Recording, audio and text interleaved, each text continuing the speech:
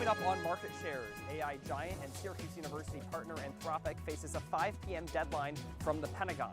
What's behind this multi-million-dollar dispute and how your data may be at risk. The United States and Iran wrapped up the latest rounds of nuclear talks yesterday, how rising oil prices could impact your dollar. Plus, in an unexpected move, Netflix dishes its deal for Warner Brothers Discovery. What this means for Paramount, hold on to your wallets because Market Share starts right now.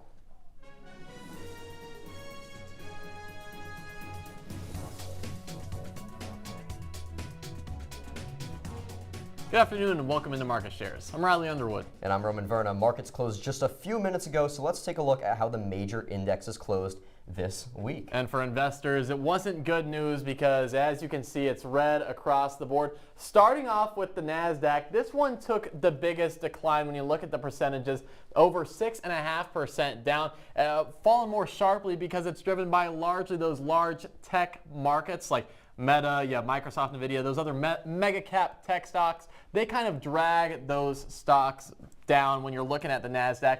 So that reflects heavy selling in big tech and AI related stocks. So declines there disproportionately pull the index a little bit lower.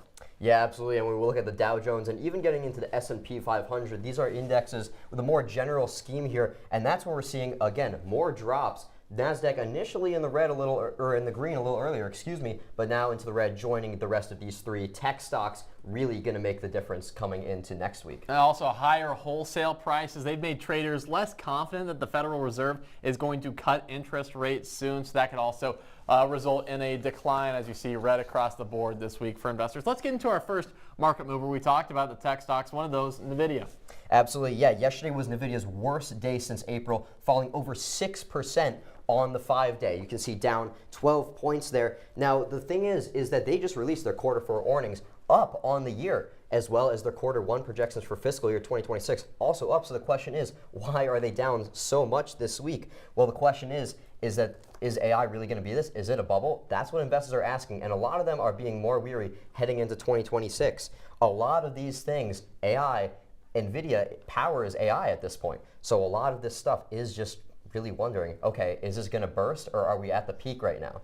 And you can look at something, one investor described it as like watching Michael Jordan in his first few years of the Chicago Bulls, because that's the other perspective, right? The other perspective that this is a spring ready to launch. This is just a little bit of a slow week for Nvidia, but they're going to pop right back up. So it's something to keep an eye on. Let's get into our second market mover. That's DoorDash. And you must have been ordering a lot last night because their stock shot way up. It's in the green, up about 4.5% on the week. And this is kind of a unique market they're going into. So back last year in June, they had a $1.2 billion acquisition of 7 rooms. Now, that's a reservation platform focused on direct bookings for restaurants. So it kind of feels like we're going back in time here. It was originally just for online ordering. Now they're setting up reservations for actual in-person dining. So it seems like we're repeating history a little bit. But also, DoorDash is just so dominant in this market. As far as the U.S. food delivery market, they're the main player, 67% of the market share in that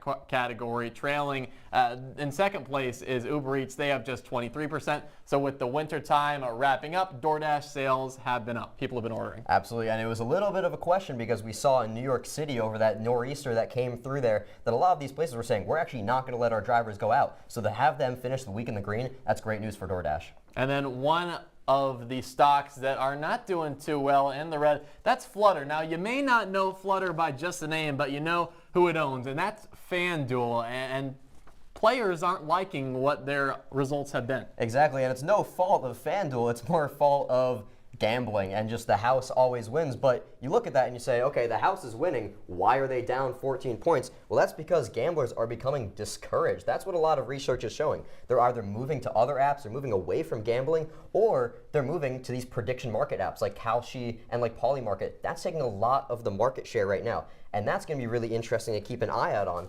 because if these markets keep getting more traction away from sports betting, it could actually make these states that have not legalized sports betting yet to legalize them. So there's a lot at play here politically and economically. But some FanDuel researchers are saying that the prediction markets aren't taking away. But if you look at the stock price, and it's really hard to see how, because down 14 points on the week, and their main market is FanDuel, It's really just hard to see. So we'll see how that goes. And when investors looked at those earnings reports, the fourth quarter down in all metrics, so not looking good for Flutter. Well, Syracuse University students' concerns over data privacy were raised last September when it gave campus-wide access to Claude AI.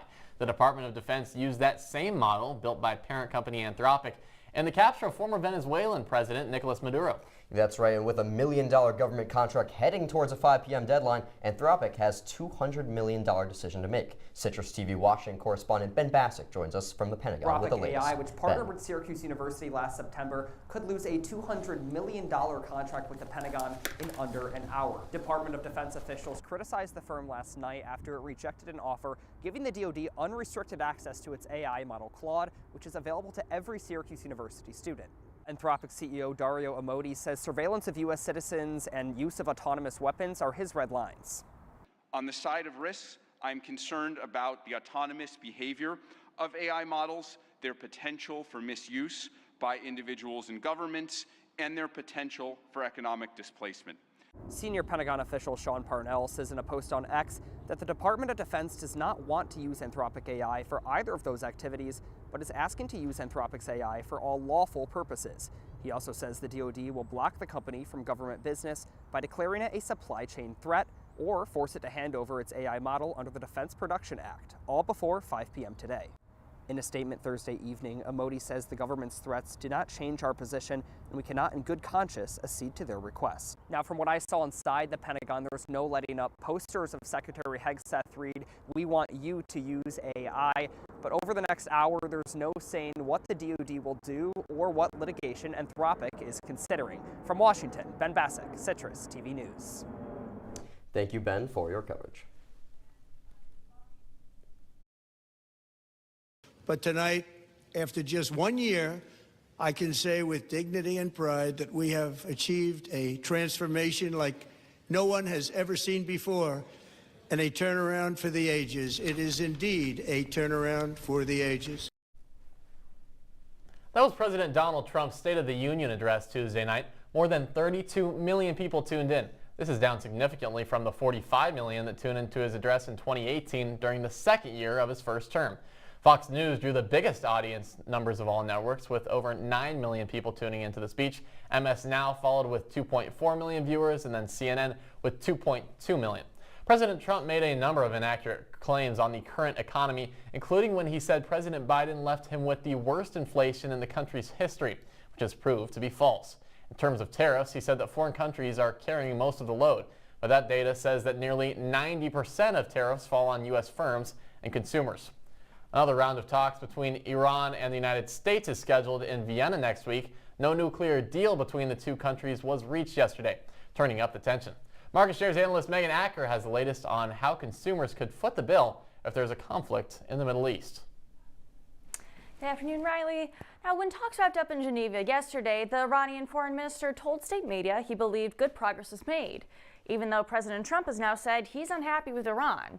The talks are strictly about nuclear policy right now. The U.S. is insisting that Iran halt all nuclear activity, including enriching uranium, which is necessary to manufacture nuclear energy.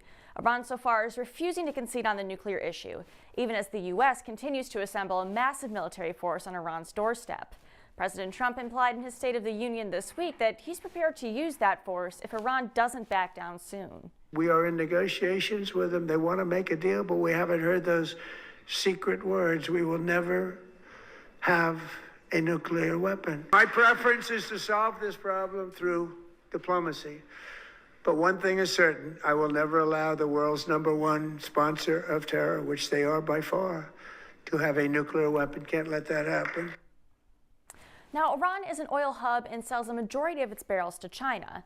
If the U.S. were to attack, it could have serious impacts on oil supply globally and raise the cost of living, something Iranians have already been experiencing and protesting against as the U.S. tariffs continue to smother Iran's economy.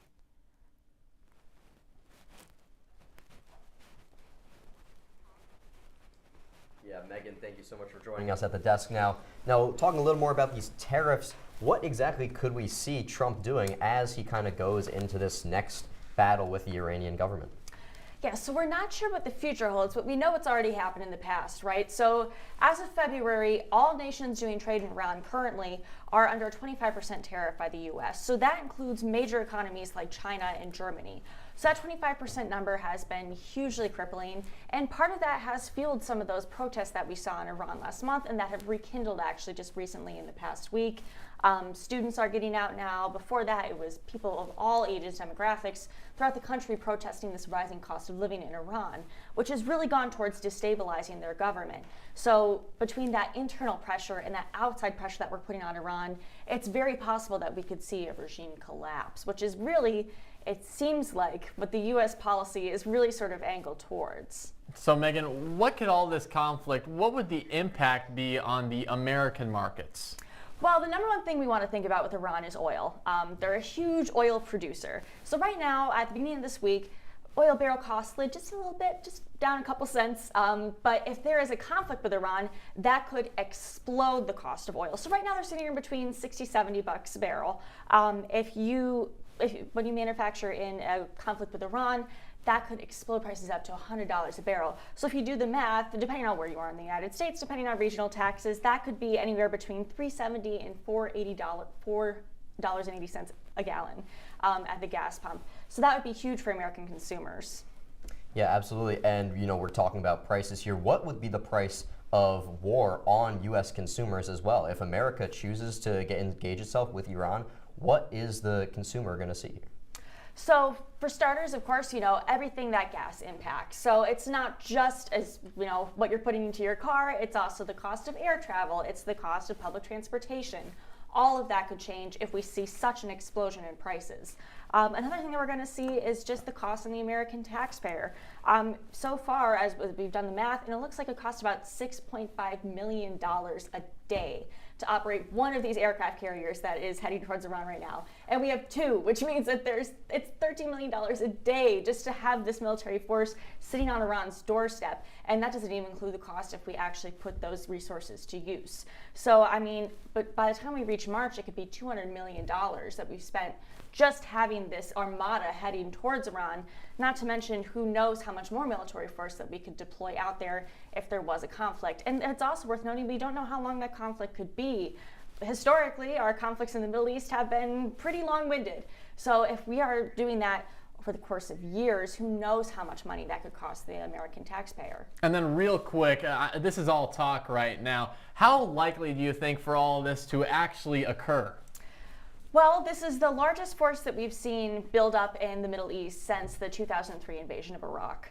So if that tells you anything, it's looking like the U.S. really doesn't want to back down on this. Now, if we see concessions on the nuclear issue, I think that it's very possible that, everyone's happy and goes home, but it's just looking like Iran is going to be so stubborn on this issue. Like I said, it's not just nuclear weapons they're manufacturing. It could also be nuclear energy that they want to transition to. So that would be a huge boost to their economy, which, like I said, is really struggling right now under the weight of all these tariffs. So I think it's very possible that we go to war, but there's just no crystal ball. Awesome. Well, thank you so much for joining us at the desk, Megan. Great information. And coming up on Market Shares, some good news for homeowners. Why the mortgage rate is hitting its lowest number in 4 years. Stay tuned.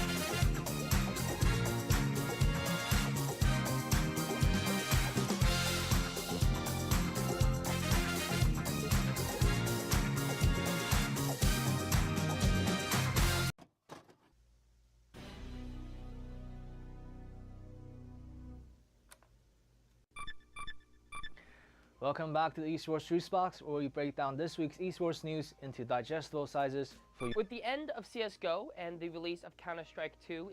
Welcome back to the Esports Juice Box, where we break down this week's esports news into digestible sizes for your easy consumption.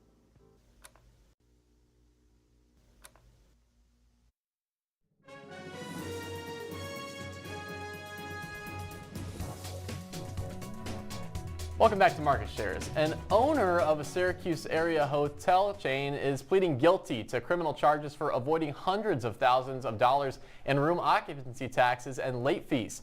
Satish Patel, the owner of Patel Group, owes Onondaga County more than $373,000 in unpaid taxes and interest from 2023 and 2024. The Patel Group operates hotels in the towns of Salina, Clay, and Cicero. He has agreed to repay the amount and was sentenced to a 1-year conditional discharge.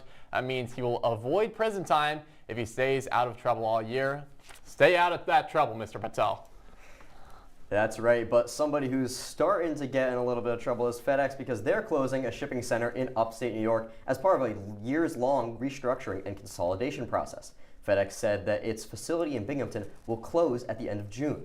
In a statement, the company said, quote, "These decisions are never taken lightly and reflect our commitment to supporting affected employees through job placement assistance, relocation aid, or severance as applicable, while transforming our network and continuing to provide an outstanding experience for our customers," end quote.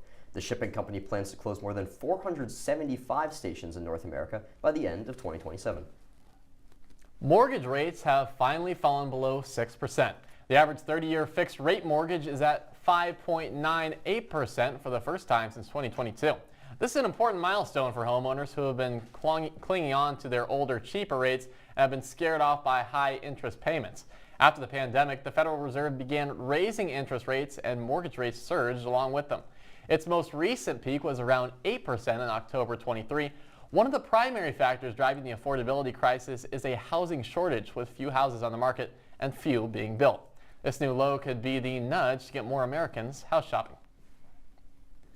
And despite Warner Brothers agreeing to an acquisition deal with Netflix back in December, Paramount's ongoing pressure has finally caused a shakeup.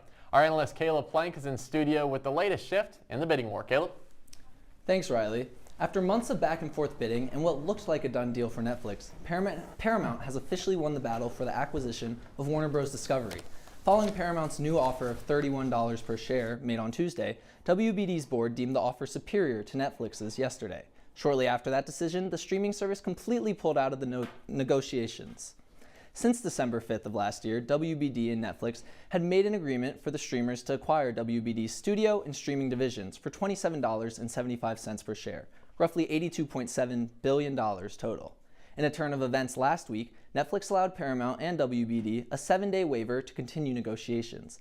This allowed Paramount to make their new offer, leading to the final blow in the bidding war.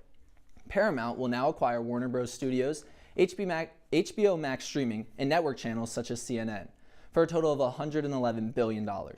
Paramount may have come out ahead of competing media giants, but now the deal rests in the hands of the regulatory review process. During yesterday's events, Netflix CEO Ted Sarandos was at the White House meeting with President Trump. It is unclear if this meeting had anything to do with the company pulling out. However, Trump has recently called out Netflix. Just last weekend, he posted to social media calling for Netflix to remove board member Susan Rice, a former official in the Obama and Biden administrations. Meanwhile, Trump and Paramount CEO David Ellison are building a relationship this week. This week, Ellison attended the president's State of the Union address. Previously, though, Trump has claimed to not be personally close to either company.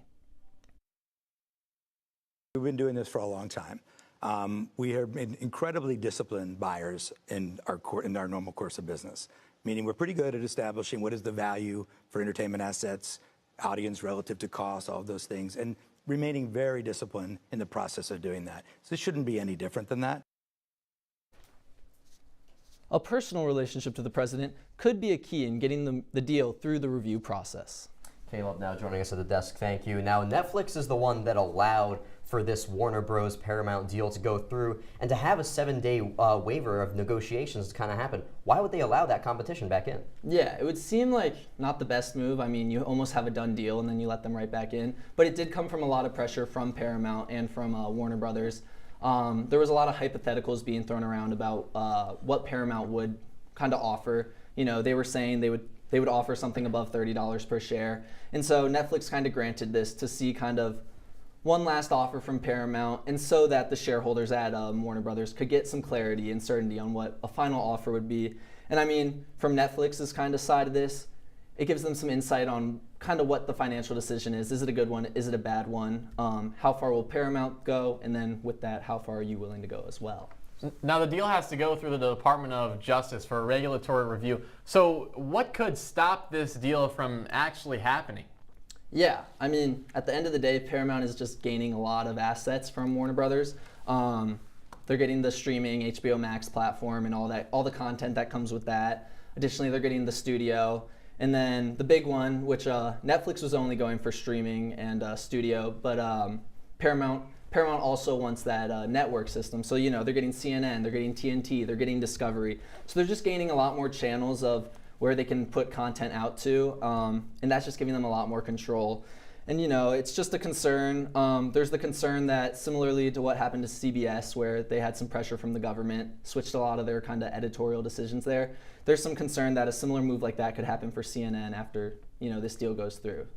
Yeah, absolutely. And since that announcement happened, both the companies are actually seeing really good responses in their stocks after a bidding war that caused a bit of turmoil. What's causing this increase now?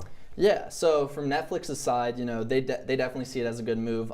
Their stocks have been down since December, since that original deal went through. So, you know, their shareholders, they're seeing this as a good decision. You know, they're not having to overpay for a company that had a lot of risk with it. WBD had a lot of debt, and so they're not having to take that on, not having to create that risk. And additionally, because the deal got broken up, Netflix gets a $2.8 billion breakup fee from Paramount. So, I mean, who can really complain about $2.8 million? And then on Paramount's side, again, they're gaining all that HBO content, all those subscribers, the studio. And with that comes a lot of IP, a lot of big names, a lot of franchises. I know you get the Harry Potter characters, you get the DC superheroes, you get Game of Thrones. So just a lot of stuff going your way that can you know, lead to a lot of money being made. But it will be interesting to see over the next few years, like, whose financial decision kind of pays off in the end. All right, Caleb, thank you so much. Coming up on Market Shares, another company is hopping on the mass layoff train. Why eBay is cutting down employees when we, yes, you and me, return.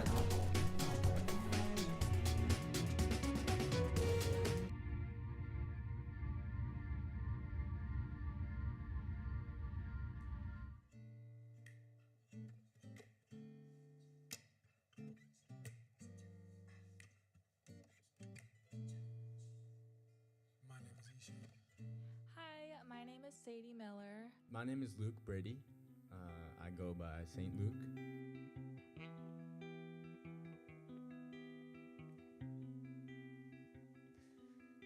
So this one I started with this guitar lick.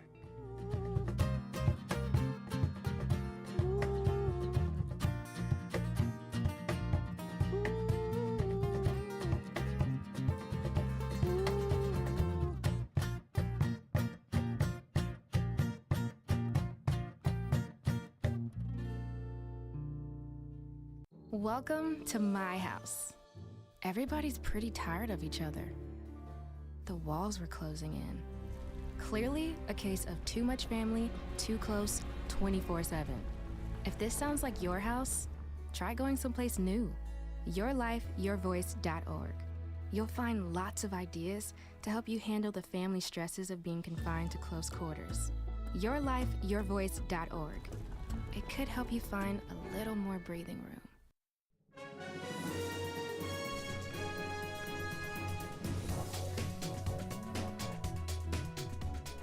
Welcome back to Market Shares. Well, popular online shopping center eBay is trimming its headcount. The e-commerce company is laying off around 800 people, roughly 6% of its workers, in the latest round of layoffs.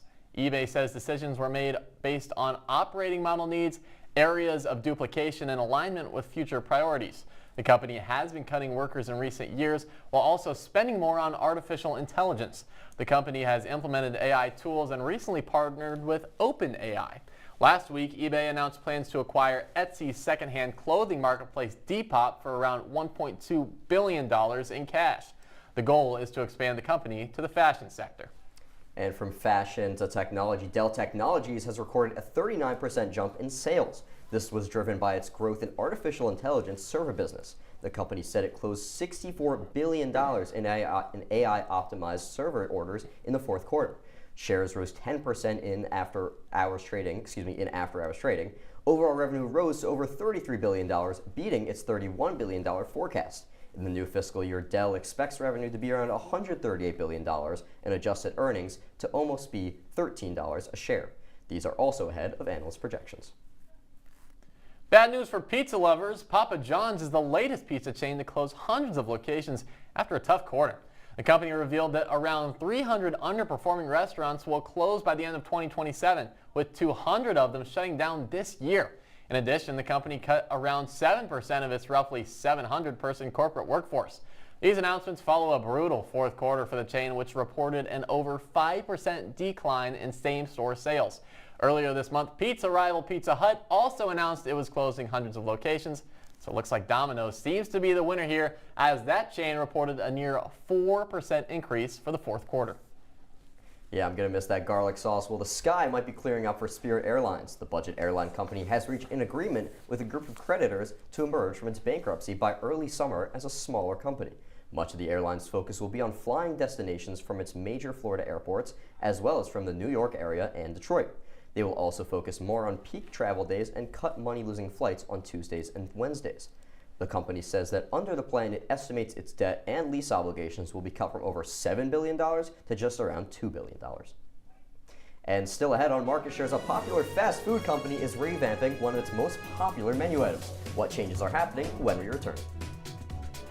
Leaving hot coals improperly extinguished can cause a wildfire. Hey guys, it's Smokey! It looks as if Smokey is going to use the drown, stir, drown and feel technique. After the first drown, a good start. Next, another drink. And finally, a close feel. Is it cool? Okay. Yeah. Hey, Smokey, catch! Oh, my bad, Smokey. Only you can prevent wildfires.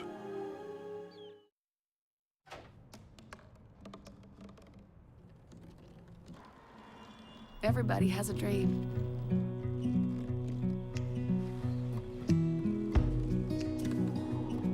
Mine was to see the ocean. And with a little help,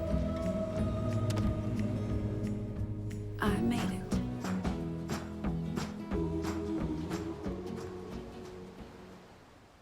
Hey Bobo, do trees tell each other stories? I'm sorry. I'm afraid I don't know that. Hey, why don't we go find out? Listen. Do clouds take naps? I couldn't tell you.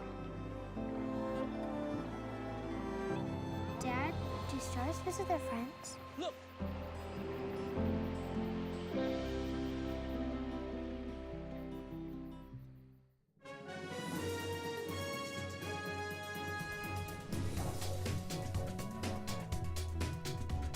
Welcome back to Market Shares. Burger King is making changes to its best-selling menu item, the Whopper, following customer complaints.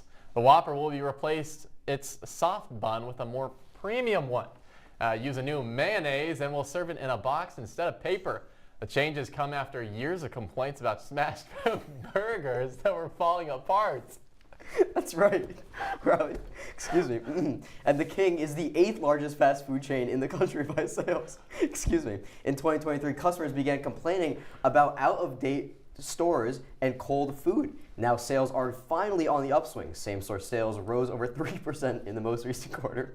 The revamped burgers will roll out more than 7,000 restaurants this week. Excuse me, Riley. Is something funny about this, Roman? I know. I'm crying a little bit because these are tears of sadness, yes. right? The Whopper was such a classic, and to hear that they're getting a new bun and stuff, I'm sure it'll be fine. I'm sure they have more people premium, working. apparently. All right, we'll see about more it. fancy isn't always better. That's what I've learned throughout my...